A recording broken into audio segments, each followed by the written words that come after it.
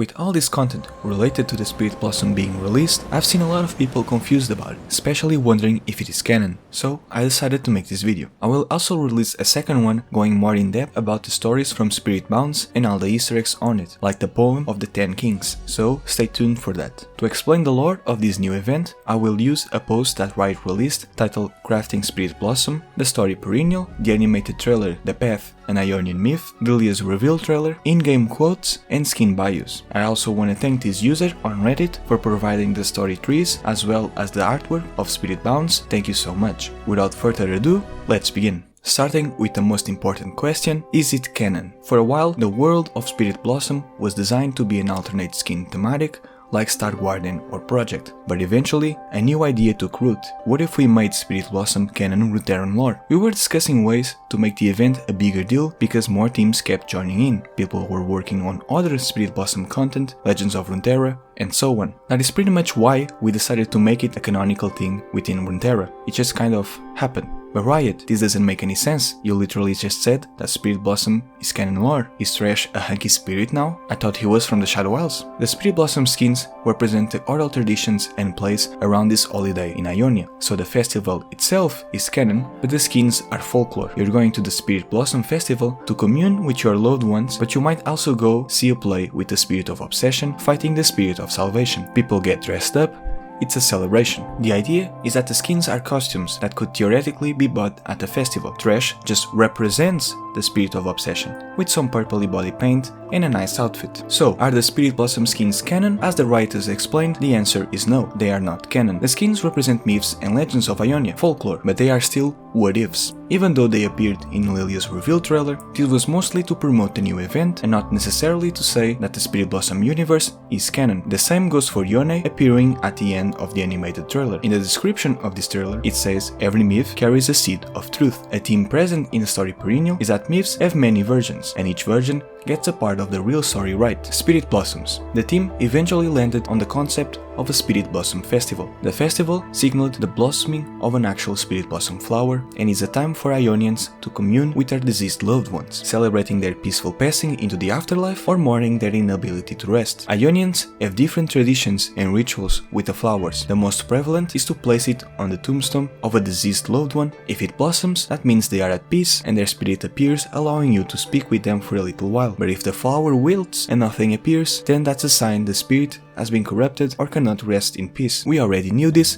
but as the writers explained, in Ionia, when a person dies, their spirit can inhabit these plants called Spirit Blossoms, allowing people to speak with them, but only if the spirit has found peace. The festival in the story perennial is happening in Wali and is the same one that Yasuo travels to. It's happening for the first time after years because of the Noxian invasion. This type of festival was also previously mentioned before in Jin's bio, in his story The Man with the Steel Cane, and in the story The Bow and the Kunai. Spirit Realm. From the various interactions in Spirit Mounts, we learned that the time in the Spirit Realm flows differently than in the Mortal Realm. Most spirits say they don't even know how time works, and Thresh even refers to time as an entity twice in his story, as if time was also a spirit. In Perennial, we get this Ionian tale mentioning a tree full of life, which we can see in the animated video, and that is most likely an Ionian legend about the god Willow. We also see it in the Spirit Bounds map. Speaking of which, let's quickly go through all its locations, and keep in mind that these locations are in the Spirit Realm, but they are reflections of places in the Mortal Realm, or so Ionians believe. There's the Tree of Life, the Shrine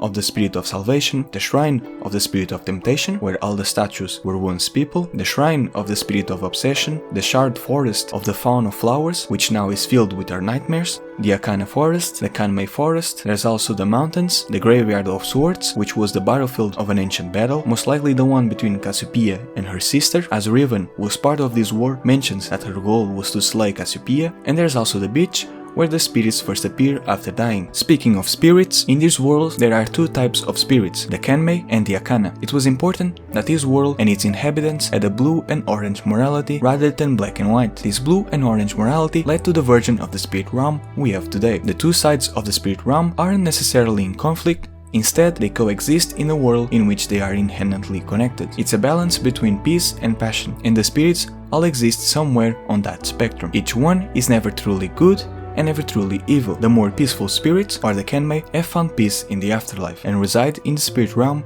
for all eternity, doing, well, wherever they want. Then, they are the most passionate spirits, the canon. Unlike the Kenmei, they haven't found their peace and obsess over the choices or mistakes they made in their lives, causing them to take on a more obsessive and chaotic nature. Each champion skin embodies things like nature, salvation, heroism, atonement, obsession, hate, despair, loss, temptation, and death. Spirit Blossom Cassiopeia also reveals that Akana roughly translates to demon, and Ahri also tells us that if one gets lost and doesn't find peace, they become demons, most likely referring to the Akana. Spirit Blossom Cassiopeia, Lillia, Riven, Thresh, and Vayne are Akana.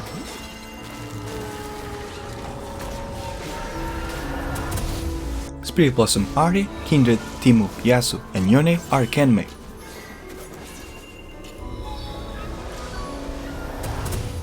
From this, it seems that Thresh, Ahri, and Kindred are the superior beings, not being mortals before they became spirits. Fun fact, in some of the files of Spirit Bounds, Riot used Kami and Yokai instead of Kenmei and Akana. Now, let's talk about all these spirits, shall we? Spirit of Salvation and Spirit of Obsession. In Perennial, we learn of the Gatekeeper and the Collector, the entities I thought would become the new champions. A character in Perennial tells the story of the Gatekeeper, an entity that guides spirits to the spirit realm to peace and happiness, and the Collector, who grew jealous of the Gatekeeper and her spirits. He then poured some of his jealousy and obsession into two blades, respectively. The blades then grew from the spirit realm into the physical realm like saplings. This is one of the many tales of the Spirit of Salvation, the Gatekeeper, and the Spirit of Obsession, the Collector. The Gatekeeper is described by some as a fox, and Spirit Blossom Ahri represents this entity. Keep in mind that Spirit Blossom Ahri represents the Gatekeeper, but Ahri does not. As I said, the skins are only based on the myths, they are not the myths themselves. The same goes for Spirit Blossom Thresh, who represents the Collector. Still, just because the skins represent these entities, that doesn't mean that the entities don't exist in the canon lore. Maybe they do,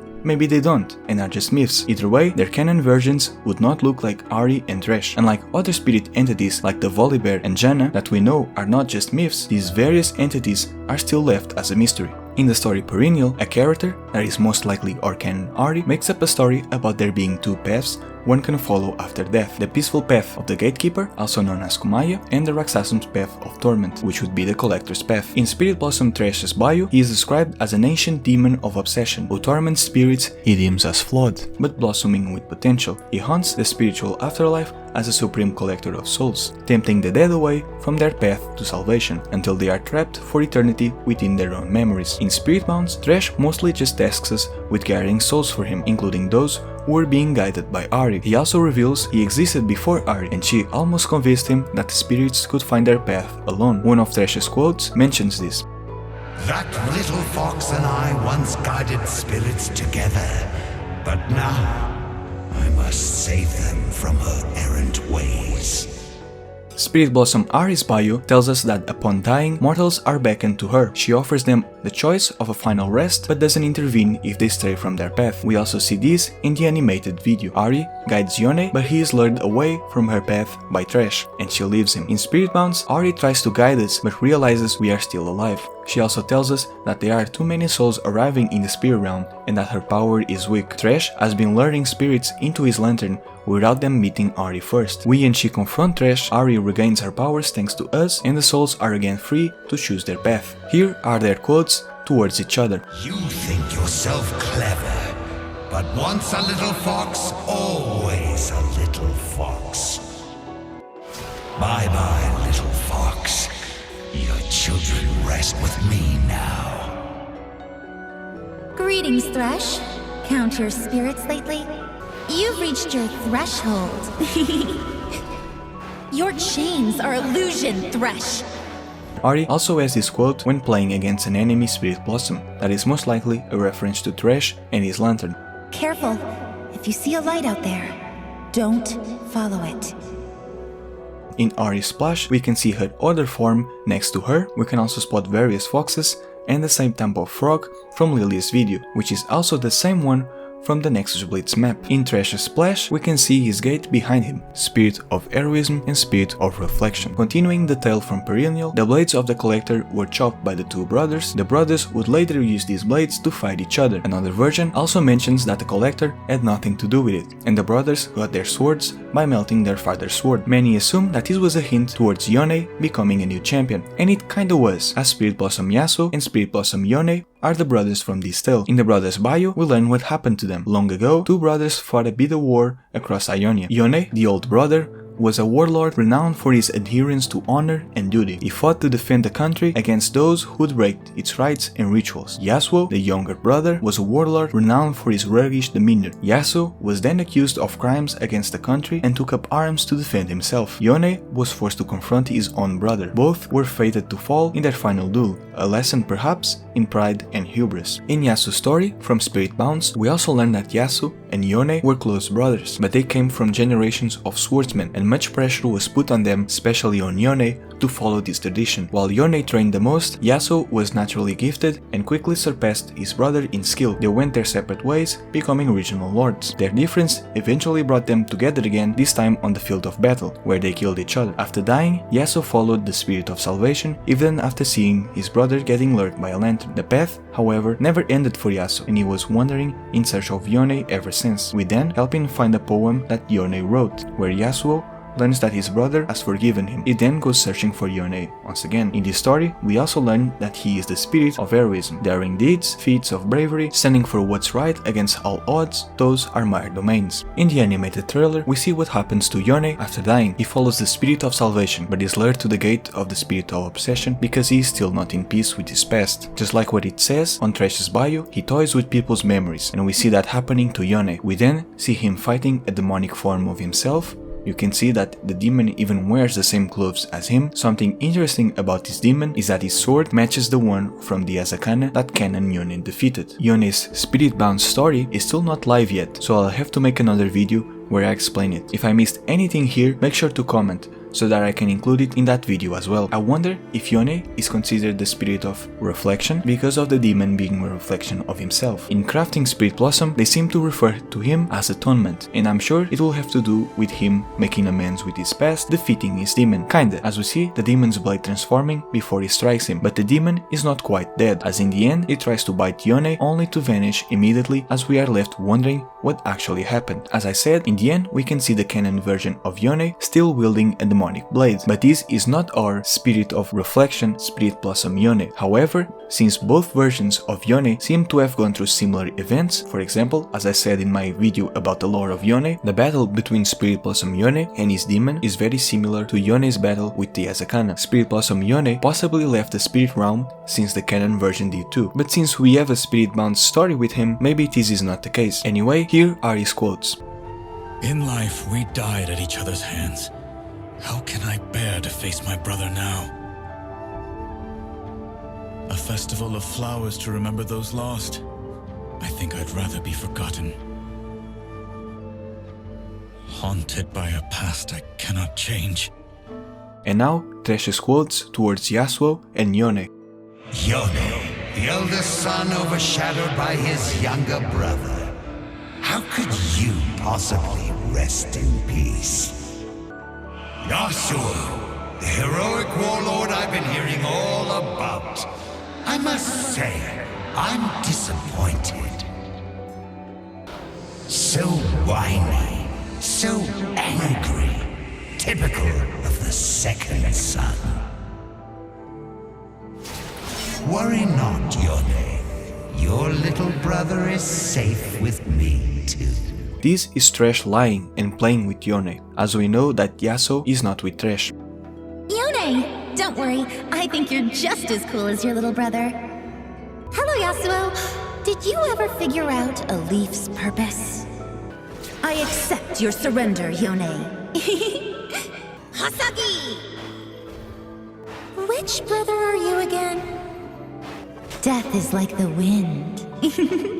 In Yone's splash, we see the statues of the brothers that he just destroyed. These are also present in the map of Spirit Mounts. In Yasuo's splash art, we can see that in the place of his reflection, there's Yone's hand holding the teapot, and we can see his sword as well, Spirit of Death. In the story perennial, the lady, that is most likely Ahri, speaks with the character Satoka about the Taker, who I theorized about being Kindred, and I was technically right. You see, the Taker is said to be the little girl present at the moment of one's death. This is obviously an Ionian interpretation of the Kindred. Spirit Blossom Kindred represents the Taker. There's no mention of wolf in the story perennial, only of the child and her mask, but as I said, these myths have multiple versions. In Lillia's video, we see a frog dreaming as his spirit leaves his body, with the masks of the Taker in the background, which probably means he is dying. In the animated trailer, we see Wolf passing through the charred forest. He is also really big here. I love the fact that Kindred are finally getting skins based on their various mythos across Runeterra. I want to point out that this skin is not how Kindred look in Ionia. Kindred's only canon appearance is still the one we see in their splash art and on the art of their stories. Since mortals only see Kindred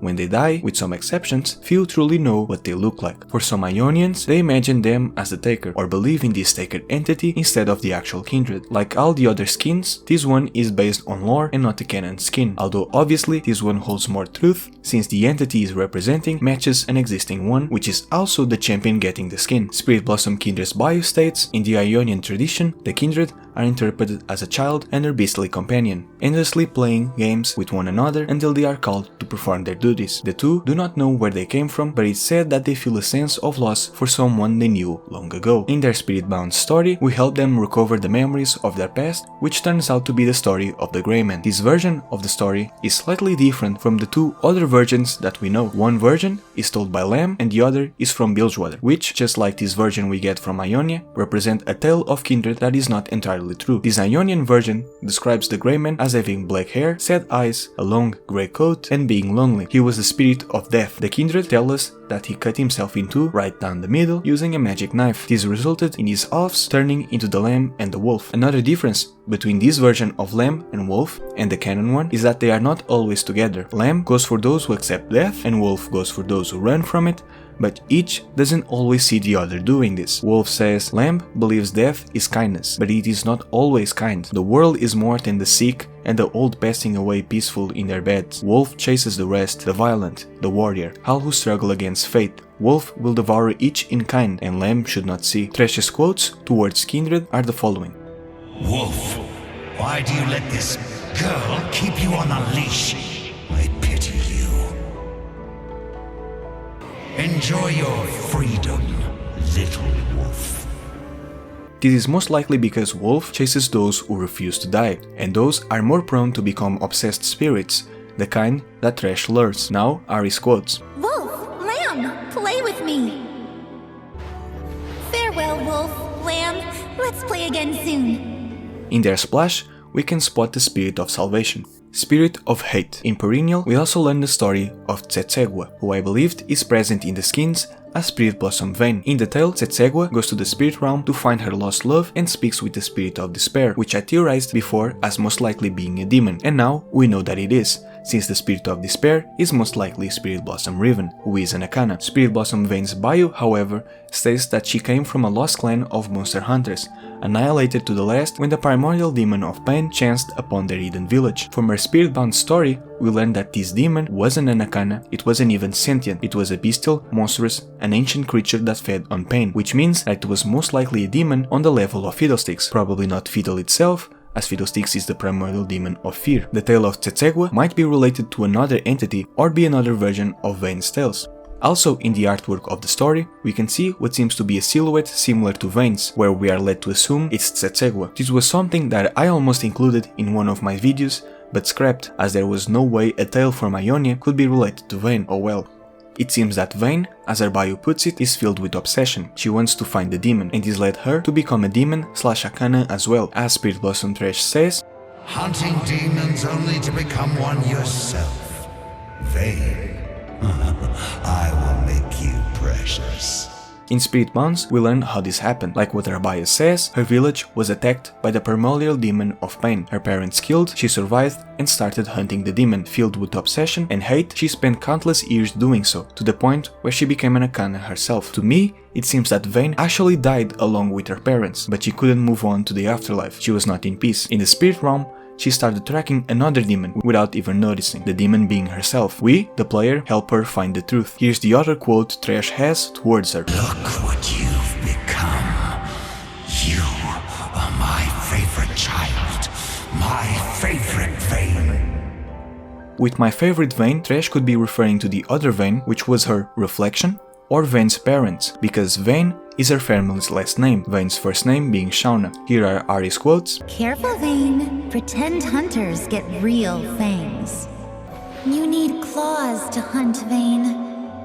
In her splash, we can see the same statues from Cassiopeia's shrine. She is also stepping on a demon. The rest of the skins represent entities that were not mentioned in the story perennial. Spirit of Nature. Spirit Blossom Teemo can be seen during the dream sequence of Lillia's trailer and statues of him near the Tree of Life in the animated trailer. Spirit Blossom Teemo's bio states a trickster spirit and child of the forest. Teemo is famed across Ionia as the embodiment of nature, though his more honorous accolade is the king of pranks. A consummate gadfly and lover of all things annoying, his exploits in tricking mortals have graced the pages of Ionian history for hundreds of years. His prestigious bio states, having abstained from pranking his best friend forever literally once, the Spirit of Salvation has gifted Teemo with his wildest dream, becoming shiny and gold. Never one to leave anybody alone ever, he has promised his BFF to prank them at every opportunity, every day until they die, and join him in the spirit realm. Good luck to them. From his prestigious bio, we learned that it was the Spirit of Salvation that turned Teemo into his prestigious look. If you're wondering who is his best friend forever, well, that would be us, the player from Spirit Bounce. Teemo's story starts with him playing a prank on us, then we help him play a prank on the Spirit of Obsession, then on the Spirit of Reflection, and we become best friends with him along the way. Here are Thresh's quotes towards Teemo. Why do you exist, you stupid raccoon dog? That was no spirit, no demon, that was an abomination. I think this is mostly just a joke, because well, it's Teemo, and here are Ahri's. Teemo, you're so cute. No idea why the others find you so annoying. Sorry, Teemo. I'm much better at hide and seek.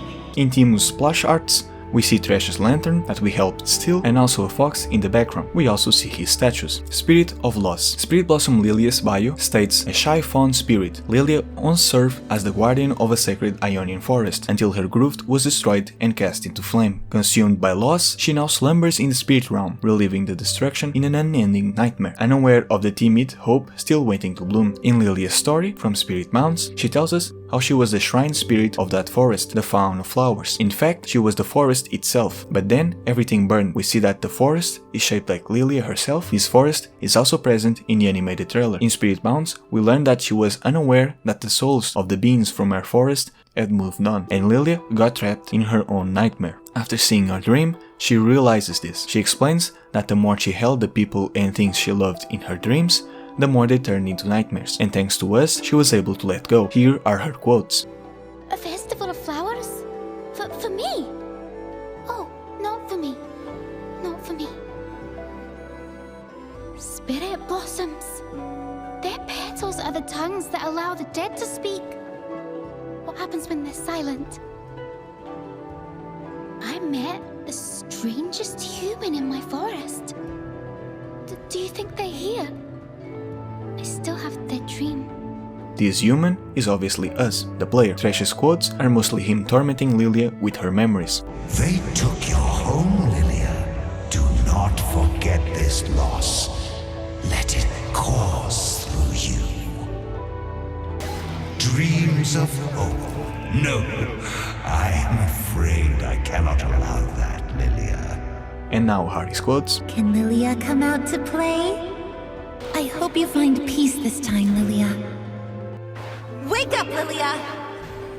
In Lillia's splash art, we can see the faces of the people who died in the forest, just like in the animated trailer. Spirit of Temptation. The bio of Spirit Blossom Cassiopeia states, rumored to have once been a beautiful princess, legend says Cassiopeia vanished into the mountains when her sister staged a coup, never to return. So great was her beauty and so renowned her cunning that a shrine was built to honor this spirit of temptation, until her story was accepted into popular folklore. In Spirit Mounts, we learn her story. Her father was the headsman of his village, and when he died, she inherited his states, and also his enemies. She defeated them all except one, her sister, who craved inheritance, but her father didn't approve of her marriage, so he abandoned her. The sister schemed to take Cassiopeia's lands and treasures. Cassiopeia then fled on a horse, but it was raining, and the cliffs were slicked with mud. She lets us believe then that she died, but following her bio, perhaps this was all staged, and she was working with her sister all along. Still, people believed she died and built a shrine in her honor. She tasks us with fighting various objects which belong to other spirits, which she plans to use to decrease their powers and increase her influence. Thresh's quotes towards her are,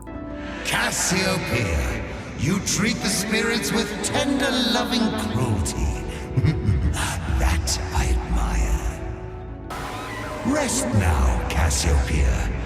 I will take good care of your collected spirits. And now Ahri's. Cassiopeia, the temptress, without the charm. Got your tail. Snakes! Gross!